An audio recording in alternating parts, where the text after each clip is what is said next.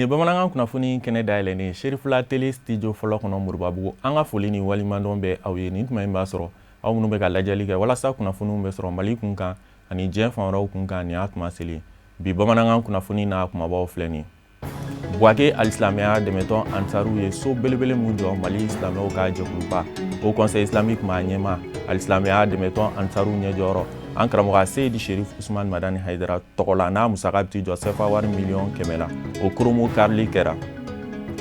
san 2019 jɔnjɔn diba kɛra ka bɛn ni février kalo tile 19 Mali jɔnjɔn di soba kɔnɔna la a kɛnɛ ɲɛmaa tun bɛ an ka jamanakuntigi furumuso Keita Aminata Mayiga de bolo ninnu de ye bamanankan kunnafoni n'a kumabaw ye mun bɛna walawala aw ye sɔɔni kɔnɔna la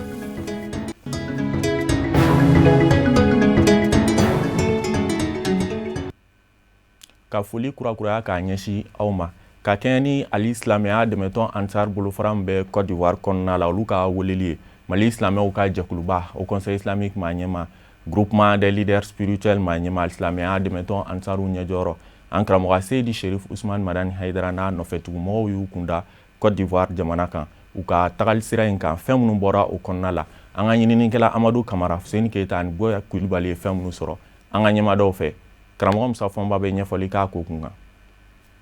nɛgɛ ɲɛ taa de sanga 30 10h30 Mali silamatɔnw ka fara ɲɔgɔn kan jɛkuluba Haut Conseil islamique du Mali maa ɲɛma Mali silamadinɛ ɲɛmɔgɔw ka fara ɲɔgɔn kan jɛkuluba groupement des leaders spirituels musulmans du Mali maa ɲɛma silamɛya dɛmɛtɔ Ansaru ɲɛjɔyɔrɔ Seydi Sherif Usman Madani Haidara ye kunda ko nin wari jamana ka furanjɔrɔ dugu min bɛ wele ko Tabakɔrɔ n'a duguden fanba ye silamɛya dɛmɛtɔ Ansaru ye u bɔra fa bɛɛ lajɛlen la ka bisimila ko ɲuman ta ka ɲɛsin Zamzamiyu ni a taamaɲɔgɔnw ma o cogo kelen fɛnɛ kun Zegwakaw fe Mali dugu laba yani ka don ko no wari silamɛya dɛmɛtɔ Ansaru n'u kanubaw bɔra fa bɛɛ lajɛlen la ka bani n'a taamaɲɔgɔnw sɛnsɛn dugu donda la ka donna ye ka dugu cɛci ka taa bila fɔ dugu bɔda la ka sɔrɔ k'an bɛɛ da ye ɲumanda ɲumansege Ala k'o nɔgɔya a n'a taamaɲɔgɔnw ye ko no wari dugu gale pɔkɔ Malidenw konowarikaw mototigiw ni senamaw bɛɛ lajɛlen mugurilen kun do Zamzamiyu yeli la u y'u ka nisɔndiya jira a tɛmɛnin na u ka dugu dafɛ ka laban k'an bɛɛ da ye ɲumanda ɲumansege dali masa bɛ se k'o nɔgɔya a n'a taamaɲɔgɔnw ye bani n'a taamaɲɔgɔnw dɛmɛna dugu o dugu la k'a daminɛ Niyele ka taa se Dawalamɔ jama de bɔra fa bɛɛ lajɛlen la k'u ka nisɔndiya ni u ka kanu jira a la Nambigekaw Jarajɛdugukaw Ferekekaw ni Tafirekaw ni Ɲagarakaw ninnu bɛɛ lajɛlen bɔlen kun do siradaw la ka kunbɛliko ɲuman ta ka Mali silamatɔnw ka fara ɲɔgɔn kan jɛkuluba Haut Conseil islamique du Mali maa ɲɛma Mali silamadinɛ ɲɛmɔgɔw ka fara ɲɔgɔn kan jɛkuluba groupement des leaders spirituels musulmans du Mali maa ɲɛma silamɛya dɛmɛtɔ Ansaru ɲɛjɔyɔrɔ Seydi Sherif Usman Madani Haidara n'a taamaɲɔgɔnw sɛgɛrɛ maa min na ni bani sera Buwakekaw sɔrɔla ka sɛnsɛn k'u kunda ni a ye a ka so kura jɔlen kan ni o ye résidence Sherifula ye min jɔra silamɛya dɛmɛtɔ Ansaru fɛ Buwake mara la ni o ye fédération du Gbeke Ansaru ye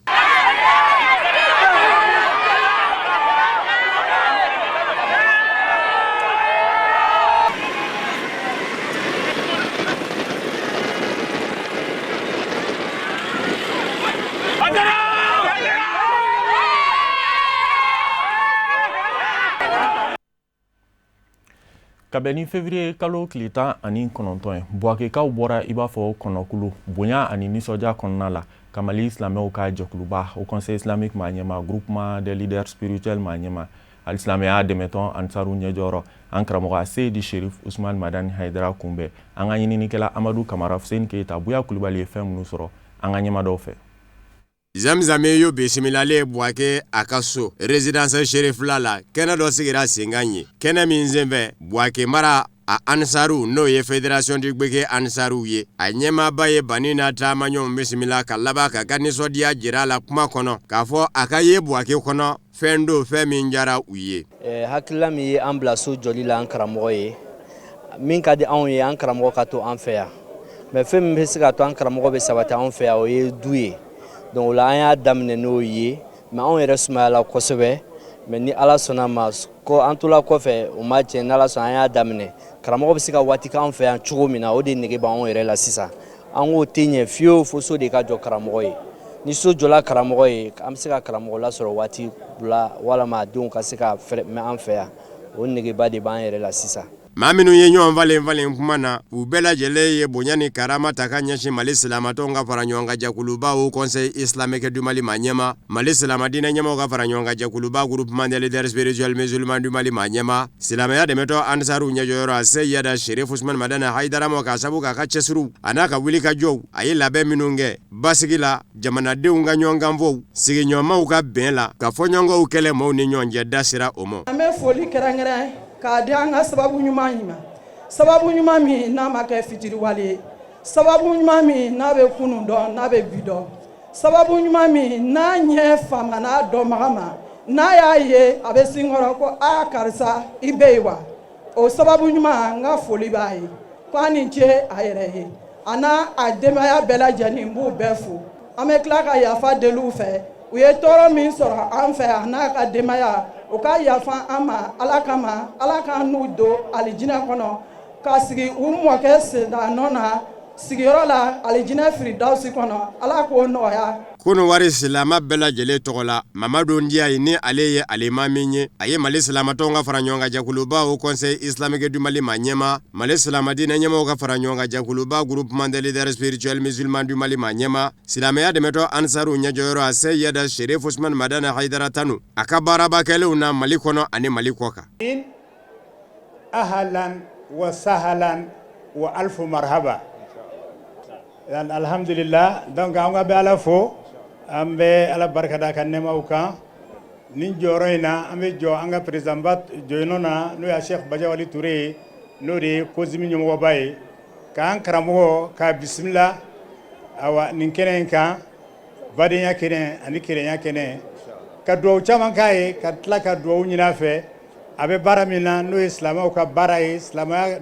kelenya baara ani silamɛw donni da kelen fɛ o baara ala ka a sabati ala k'a dɛmɛ ala ka silamɛya kɔrɔta ni a ye ala ka silamɛw fara ɲɔgɔn kan n'a ka juhudi ye. Silamɛya dɛmɛtɔ Ansar bolo fara min bɛ kunu wari ni silamɛya dɛmɛtɔ Ansar ɲɛmayasoba Fédération Ansardine International fadi ɲɛmaaba fɛnɛ don a y'a yira k'a fɔ kunnawolo don kunu wari silamɛya dɛmɛtɔ Ansar bɛɛ lajɛlen mɔ u ka zamzami y'u bisimila kunu wari dugukolo kan. Nin ye fɛn ye tuma dɔ la dɔw b'a ye ko fɛnba lo maa n'u fɛ fɛnba tɛ parce que alijinɛ sɔngɔ tɛ mɔgɔ si bolo ala y'a hinɛ bɛ alijinɛ di mɔgɔ ma mais tuma dɔ la f'i ye fɛn dɔ kɛ ala bɛ se ka nisɔndiya i kɔrɔ k'a sɔrɔ k'a hinɛ k'i ye donc an b'o sira de kan nin ye donc an b'ala fo la k'an karamɔgɔ fo an karamɔgɔ nɔfɛtugubaw minnu k'a bilasira ka na an fɛ Côte d'Ivoire jamana kan an b'o bɛɛ fɔ k'o barikada k'o waliɲuman dɔn an ka ɲɛmɔgɔw bɔra Burkina Mali ani dugu wɛrɛw la ka na an karamɔgɔ kunbɛn yan fana an b'o bɛɛ lajɛlen fo k'o barikada k'an karamɔgɔ fo k'a denbaya bɛɛ lajɛlen fo. A b'aw ladɔnniya k'a fɔ Buwakekaw fɛ yen Mali silamatɔw ka fara ɲɔgɔn kan jɛkuluba au Conseil islamique du Mali maa ɲɛma Mali silamadinɛ ɲɛmaw ka fara ɲɔgɔn kan jɛkuluba groupement des leaders spirituels musulmans du Mali maa ɲɛma silamɛya dɛmɛtɔ ansaru ɲɛjɔyɔrɔ Seyada Sherif Usman Madana Haidara bi du dɔ kurubo ngari du min jɔra silamɛya dɛmɛtɔ ansaru fɛ a ye kunu wari n'o ye Fédération di Gbeke ansaru ye o kɔrɔ ye ko Buwake mara ansaru.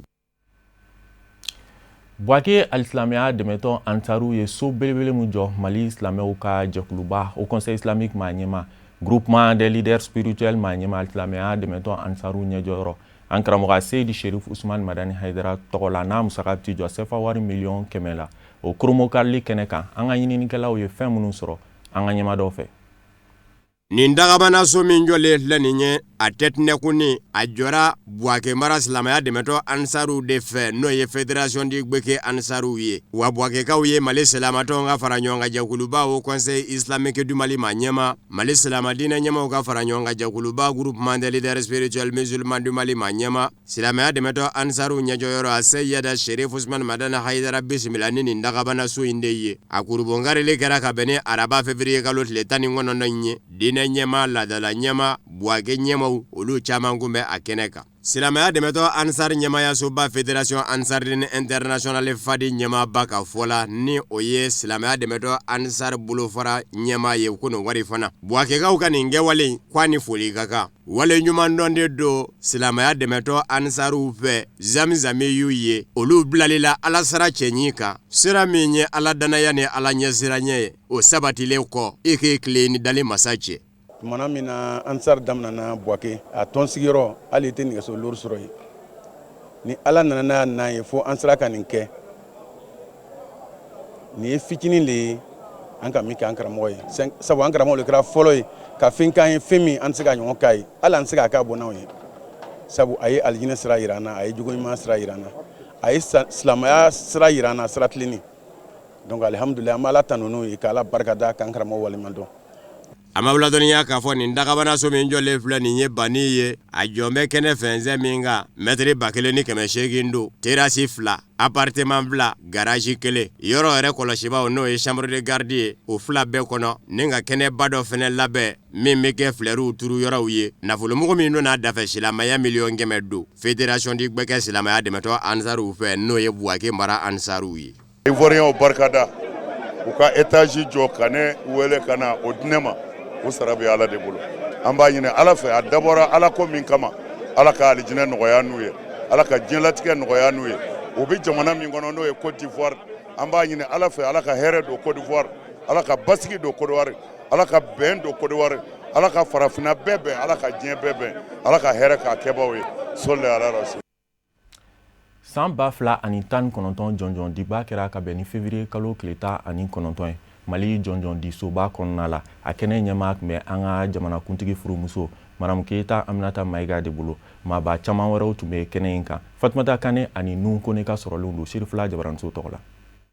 Adamaden ka ɲuman dɔnni ye fɛn min ni a bɛ jɔyɔrɔba ta adamadenya yɛrɛ kɔnɔ wa a sabatira an daba ma ka kumakanw na fana o de ka dara kelen in kɔnɔ Mali jamanaden dɔw tare la ni jɔnjɔn dali ye u disi la ka sanga ni u ka wulikajɔ baaraba kɛlenw ye faso Maliba tɔgɔ la maa minnu ni olu garisigɛ donna ni jɔnjɔn in na n'i y'u ta k'a lajɛ a bɛ fɔ jɔnjɔn min ma ko médaille de commandeur de l'ordre national o tigiw bɛ a la officier de l'ordre national chevalier de l'ordre national ka taa se jɔnjɔnw ma effigie abeille grande chancellerie des ordres nationaux tɔgɔ la san 2019 nin tareli in kɛnɛ kan grande chancellerie des ordres nationaux ɲɛmaaba ni o ye général de brigade Amadou Sagafuru Gueye tumana min na a ye kuma galamanin ta a y'a ka bonyamasegin foliw kɛrɛnkɛrɛn k'a ɲɛsin an ka jamanakuntigi furumuso ma ni o ye madame Keyita Aminata Mayiga ye kɛnɛ in bonya ni a karama tun donnen bɛ ale min yɛrɛ la o kɔfɛ a ye foli kɛrɛnkɛrɛn k'a ɲɛsin jɔnjɔn in tigilamaw kelen kelenna bɛɛ lajɛlen ma ka tare kumaw ta k'a ɲɛsin u ma ka sanga ni u ka wulikajɔ baaraba kɛlenw ye u ka cakɛyɔrɔw tɔgɔ la hakaja Mali jamana yɛrɛ tɔgɔ la o kɔfɛ a y'a ka bonyamasegin foliw kɛrɛnkɛrɛn k'a ɲɛsin Mali jamanakuntigi ma président Ibrahim Boubacar Keita nisɔndiya bonyana kosɛbɛ ka bɔ jɔnjɔn in sɔrɔbagaw yɔrɔ la u ye u ka bonyamasegin foliw kɛrɛnkɛrɛn k'a ɲɛsin Mali jamana ɲɛmaw ma ni jigisigikanw caman fɔli ye jamana yɛrɛ jɔli nasiraw kan waleɲuman min ni o hakilina tara ka ɲɛsin olu yɛrɛw ma. N'i ko k'i b'a lajɛ an maliyɛn hakɛ min bɛ a ka ca ni maliyɛn b'a yirika ye n'a fɔra ko anw de sera ka sugandi olu cɛ la ka nin jɔnjɔn in sɔrɔ nisɔndiya tɛ se ka tɛmɛ o kan an b'a dɔn k'a fɔ k'an ka cɛkisɛya tɛ mais ni ala ye min latigɛ o de bɛ kɛ an b'a ye fana k'a fɔ ko mɔgɔ caman bɛ yen minnu ye baarakɛlaw ye minnu u y'u sidi faso baara ma mais halisa ulu u bɛ makɔnɔni na donc u kana décourager ɲɔ de fɔ n ka discours la u kana décourager u k'u patienter n'ala sɔnna n'ala ye maa o maa garijɛgɛ don a la a tigi b'a sɔrɔ an b'a ye k'a fɔ ko a bɛ da dɔw disi la u dalen u tanyanen ni anw sera k'a sɔrɔ ɲɛnamaya la an bɛ ala fɔ ka kira fɔ ka da o kan minnu ma sɔrɔ fɔlɔ ala kana di u dalen ma bi sɔgɔma in na kɔni an b'ala tanto ka waleɲuman dɔn u y'an wele ka ni taamasiyɛn yira an na ka yɛrɛ k'a fɔ an ye baara dɔ kɛ baara min kɛra jamana dɛmɛ baara ye donc o ra an kɔni b'a ye k'a fɔ a fɔlɔ ye min ye mɔgɔ mun ye ni honneur ni kan ye an b'o fo o ye jamana ɲɛmaa ye ani mun bɛɛ b'a baara kan n'o bɔra yen welekan don ka yɛrɛ k'a fɔ halisa a ka cɛsiri kɛ donc an y'o welekan an y'o fana faamu n'ala sɔnna min ye jamana dɛmɛ ye an b'o baara de la su ni tile an b'o kɛ an seko dama yira. An bɛ aw ladɔnniya k'a fɔ ko Mali jamanaden minnu ni olu garisɛgɛ donna ni jɔnjɔnba ninnu sɔrɔli la u bɛ taa maa 22 bɔ ɲɔgɔn la wa maaw do fana minnu ye u seko n'u damayira bɛɛ lajɛlen kɛ wulikajɔ baara nasiraw fɛ u ka cakɛyɔrɔw tɔgɔ la Mali jamana yɛrɛ tɔgɔ la kabini wagati jan baara kɛlenw ni o de an sɛnsɛn ka se nin kɛnɛ in kan an bɛ aw ladɔnniya k'a fɔ ko lajɛrɛ in kun cɛra ni dumunikɛ kɛnɛ mangani ye. Ka kɛ ni El Hadji Banjugu Dunbiya ye laseli minnu kɛ ni a ma taa an ka jamana ɲɛmaaw jimi sira fɛ o hukumu kɔnɔna la o conseil islamique ma ɲɛmaaw ye kunnafonidi dɔ kɛ kunnafonidi in senfɛ u y'a yira k'a fɔ kuma fɔlen ninnu ma bɛn u labanna ka yafa ɲini kɛ bɛɛ lajɛlen fɛ El Hadji Banjugu Dunbiya tɔgɔ la Boubacar Traoré ani Ibrahim Koulibaly ka sɔrɔlenw don. Problème min ye Banjugu sɔrɔ an b'a fɔ Ala ka lajarabi don n'o tɛ anw ye Banjugu baarakɛɲɔgɔn ye diinɛ kɔnɔ a bɛ haut conseil commission de contrôle la ni tiɲɛnikɛla don a tɛ se yen mais numu don ne ye fila ye n b'a fɔ a ka yafa deli filaw fɛ an bɛ dugawu k'a ye adamaden kuma bɛ se k'i dun kuma de ye Banjugu dun donc ni kuma y'a dɔn anw y'o reconnu min b'a da la ni min b'a dusukun na o tɛ kelen ye mɔgɔ minnu bɛ Banjugu ka kuma ni vidéo lajɛ en distance ani anw minnu bɛ a kɛrɛfɛ an ka analyse tɛ kelen y'a kan. On b'a dɔn mɔgɔ min don an jɛɲɔgɔn don Banjugu ti mɔgɔ jugu ye terroriste tɛ bi terroriste tɛ sini nka ni yɛrɛ ko kuma a b'a adamaden minɛ an b'a fɛ mɔgɔw k'a faamu yɔrɔ jan maa ka analyse ani yɔrɔ suru maa ka analyse tɛ kelen ye anw y'a yɔrɔ suru mɔgɔw de ye anw m'o de fɔ donc o la ni i ka yɛrɛ maa ye o fili kɛ fili ye kelen de ye dɛ wa jɔnzɔnna fana ne bolo fili la n'o ye ka jɔn ne min kɛ a ma ɲɛ ani Banjugu yɛrɛ kuma na Banjugu yɛrɛ y'a reconnu a ye min k'a fili la a nimisara ka kɛlɛ la haut conseil islamique ɲɛmɔgɔw bɛ yan an baw bɛ yan haut conseil islamique Mali silamɛ bɛɛ lajɛlen tɔgɔ la ka yafa deli a ye kuma jugu sera maa ma personnellement k'a ta jamana kuntigi la ka taa se jamana institution ma ka yafa deli haut conseil fɛ Banjugu tɔgɔ la bɛɛ ka yafa Banjugu ma. Bamananw ko den bɛ bin a taabaa le bolo Imam Alhaji Banjugu Dunbiya bɛɛ lajɛlen b'a dɔn alimami don diinɛ ɲɛmɔgɔ don wajulikɛla don a ye bɛ ɲɛli kumaw fɔ mais adamaden mana kɛ cogo o cogo anw ka ciden ko k'a fɔ bɛɛ ye filibaga ye fili min kɛra nin kuma in na minnu kɛra la n'u man kan ka fɔ n'olu kɛra o ye fili ye an bɛ jɔ o kɔrɔ nka a mana kɛ cogo o cogo a ka alimamiya kama a ka diinɛ ɲɛmɔgɔya kama o ka kan ka dɔn fili ye kira yɛrɛ ko bɛɛ lajɛlen bɛ fili o tuma k'a ɲini an ka faamaw fɛ ko in ka taa ni hakili ye k'a ɲini faamaw fɛ ko in ka kɛ ko nɔgɔman ye a kana taa wolo fɛn wɛrɛ la fɛn min b'a la min man di faamaw ye min man di population ye an b'o ɲini an ka faamaw fana fɛ ko in nɔgɔya kɛ don a la Alhaji Banjugu wajurikɛla don Alhaji Banjugu diinɛ ɲɛmaa don haut conseil islamique a sigilen bɛ instance 5 min na o 5nan dɔ n'o ye commission nationale de contrôle ye o maa ye Banjugu ye n'o ma kɛ dilannikɛla ye o man kan ka kɛ tiɲɛnikɛla ye mais adamaden ye filifɛn de ye ji min fɛn bɛɛ lajɛlen bɛ fili o tuma na fɛ o fili o ka kan ka dɔn k'o fana canaliser ka yafa kɛ a la ka ko in bila fɛn wɛrɛ kana taa kɛ sababu ye min bɛ taa wolo a kɔnɔ an b'o ɲini an ka faamaw fana fɛ yafa ɲininen kɔfɛ k'a fɔ ko ma ɲɛ o fana lajɔlen kɔfɛ o sabatilen kɔfɛ mais hali bi an b'a ɲini yafa kɛ ko in na nɔgɔya kɛ ko in na maa a ka ca la i t'i tugu ka fili i bɛ fili yɛrɛ ma e b'a dɔn i filila tuma min na i manifinɲɔgɔnw de bɛ se k'o yira i la. an balimakɛ n'o y'an jɛɲɔgɔn ye n'o ye Banjugu Dunbiya ye an bɛɛ lajɛlen b'a dɔn a bɛ tile 2 bɔ bi a minɛlen don faamaw fɛ minɛni kun kɛra jumɛn ye kumakan dɔw bɔra a fɛ o kumakanw fɔra an bɛɛ lajɛlen ye kumakan ninnu mɛn an y'a mɛn ni hakilisigi ye k'a lamɛn ni k'a lajɛ kuma in taara fan jumɛnw fɛ an bɛɛ lajɛlen bɛnna k'an ka sigi in na k'a fɔ kumakan minnu fɔra kumakan don min tɛ kumakan bɛntaw ye min ye kumakan minnu man kan ka fɔ a man kan ka fɔ cogoya si la hali maa normal maa ordinaire fɛ jango kɛrɛnkɛrɛn la maa min ni Alahu Taala ye garisɛgɛ wajuli taabolo la a y'i garisɛgɛ i ka mɔgɔw bilasira a y'i garisɛgɛ i ka baara ka kɛ ka adamadenw k'u ladi ka kuma ɲuman f'u ye ka fitina ban ka ala jira mɔgɔw la n'i ka baara kɛr'o ye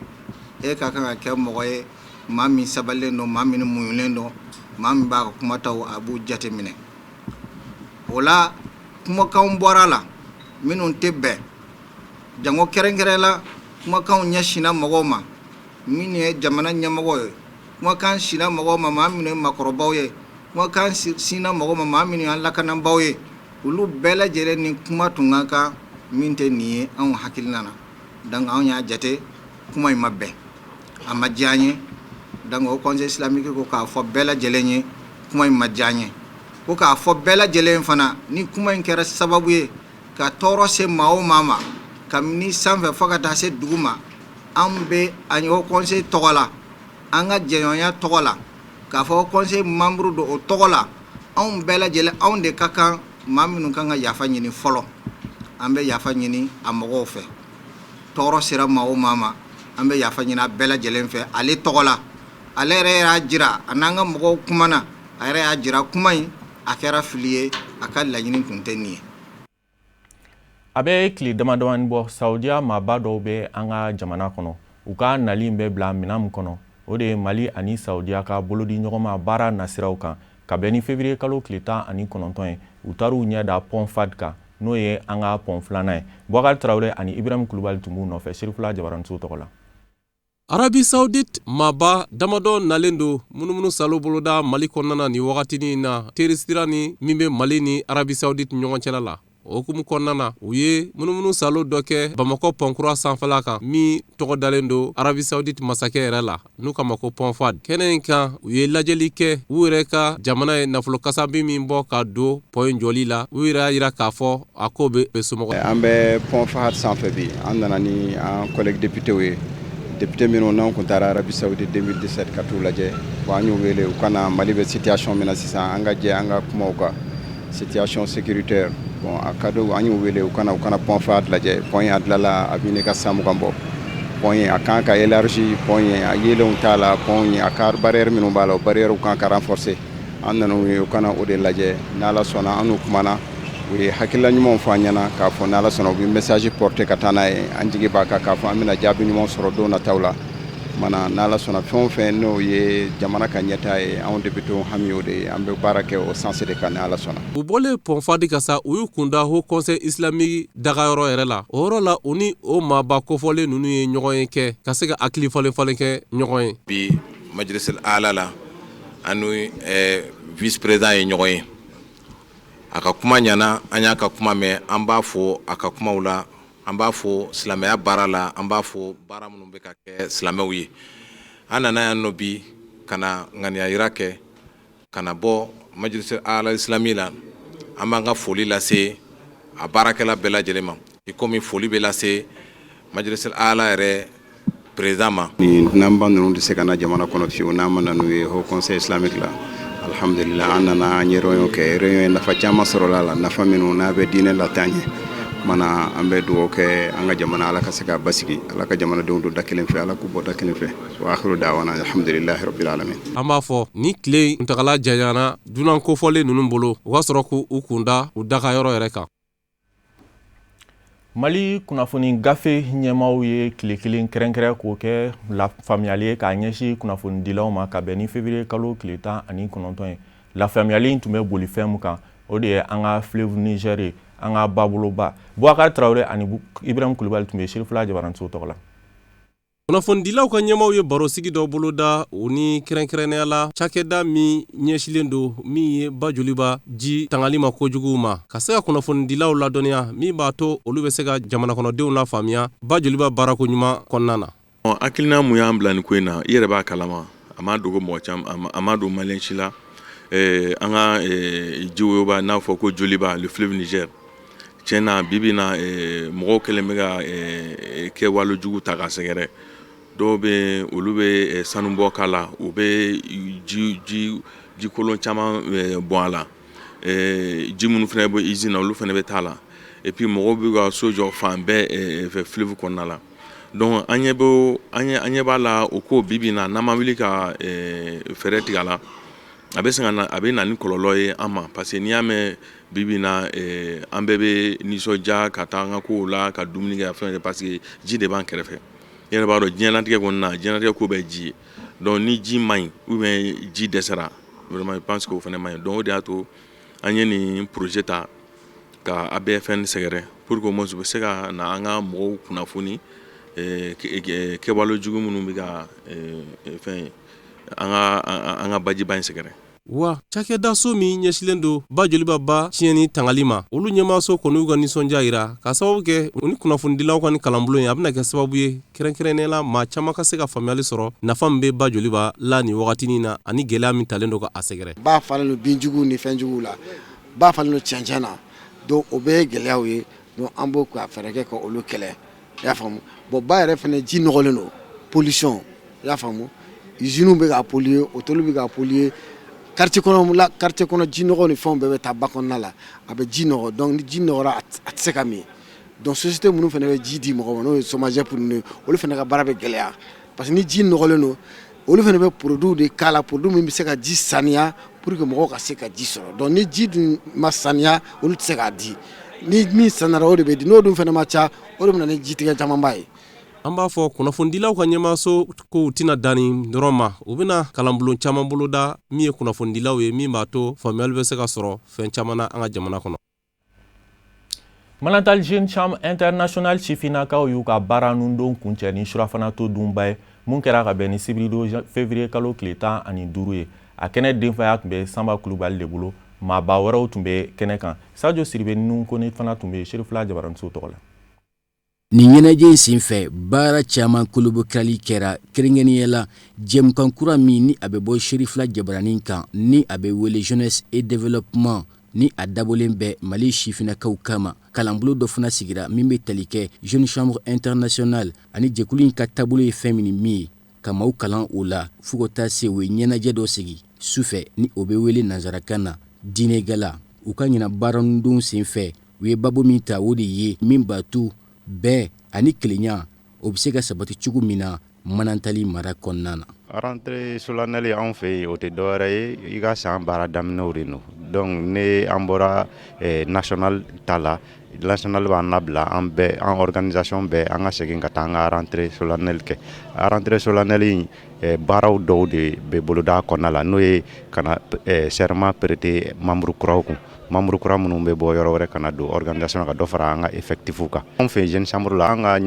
lajɛ o lajɛ o kun de bɛ cɛ ni diinɛ gala ye. ɲɛnajɛ in senfɛ Manantali dugutigi ale ka nɔbila min tun bɛ kɛnɛ kan ani fo ka taa se Bamafilɛ sous-préfet u y'u ka nisɔndiya jira ka ye kɛnɛ in kan ni ka tila ka foli ani tanu ye ka ɲɛsin Jeune Chambre maaw ma sababu min y'a kɛ n'u ye lajɛrɛ in sigi Manantali mara kɔnɔna na u bɛɛ nisɔndiya tɛmɛnen ka bɔ yen nɔ maa 7 olu fana y'u kali k'u siɲɛ k'u bɛ don Jeune Chambre International kɔnɔna na min b'a to Jeune Chambre International Manantali dɔ bɛ se ka fara u ka cɛbɔw ka cogo min na. An bɛ kɛnɛ min ka bi kɛnɛ wasalen de don Jeune Chambre International mɔgɔw ka rentrée solennelle san o san u b'an wele a kɛnɛ kan vraiment an bɛ na u b'a bonya d'an kan an bɛ na an b'u dɛmɛ u ka baara la bi kɛnɛ kɔni kɛra kɛnɛ wasalen a kɛra sababu ye mɔgɔ kuraw ye prestation de serment kɛ kuma caman fana fɔra ye Jeune Chambre International kan an tun tɛ minnu dɔn vraiment o kɛra dɔnniyaba de ye. Nisɔndiyalen don bi nin décernement in na vraiment n'i y'a ye ɲa nin sɔrɔ baara i n'a fɔ JCI yɛrɛ ka laɲini ye mun ye ka denmisɛnninw k'u hakilinaw développer k'u bilasira ɲumanw kan u ka baara ɲumanw k'u ka sigida la o sentiment de ye ne animé donc ka don JCI ko n bɛna JCI intégrer donc avec de meilleurs formateurs. maa min kɛra kɛnɛ in denfa ye a fana y'a ka nisɔndiya jira ni ka tila ka foli ani tanu kɛ k'a ɲɛsin Jeune Chambre International Manantali u ye danaya min ta ka a da kan o siratigɛ kɔnɔna na a fana y'a ka ŋaniya jira ko a bɛ dɛmɛ kɛ k'a ɲɛsin nin denmisɛn jɛkulu in ma min b'a to u ka laɲiniw fɛn min ye olu bɛ se ka nɔgɔya cogo min na. Bi an bɛ Manantali Jeune Chambre International ka kɛnɛ kan rentrée solennelle kɔnɔna na u ye ne ta k'an kɛ u ka san 2020 parrain mandat ye kuma tɛ n bolo fɔlɔ parce que baara daminɛ de don nisɔndiyalen don n b'u fo ka danaya la en même temps ka yir'u la k'a fɔ ni ala sɔnna an bɛ jɛ ka baara kɛ ɲɔgɔn fɛ puisque programme de b'u bolo a programme kɔnɔna an bɛ jɛ ka exécuter ni san banna waati min ni ala sɔnna an bɛ kuma ka minnu kɛra kɔnɔ ka sɔrɔ ka olu ɲɛfɔ an bɛ ala deli u ka fanga ni a ka kɛ bɛn kelenya ka don da kelen fɛ ka bɔ da kelen fɛ pour que manantali bafula bɛ o bɛ se ka développer cogo min fo ka taa se an ka maliba ma. An b'u hakili jigin k'a fɔ Jeune Chambre Internationale ale ye jɛkulu ye ni a bankera 1995 o ni san cɛ san 25 nka jɛkulu tɛ min ka baaraw bɛ bɛn politikiko baaraw ma. An b'u hakili jigin k'a fɔ kɛnɛ in kun cɛra ni dumuni dumanw ani fo ka taa se Mali jɔnjɔnfɔli. O de bɛ dan sigi bi bamanankan kunnafoniw na mun sera ka fara ɲɔgɔn kan ka bɛn ni tuma ye ma kunnafoni di so ɲɛmaayaso fɛ ani cɛ aw ka lajɛli la aw k'an bɛn n'Ala sɔnna ma.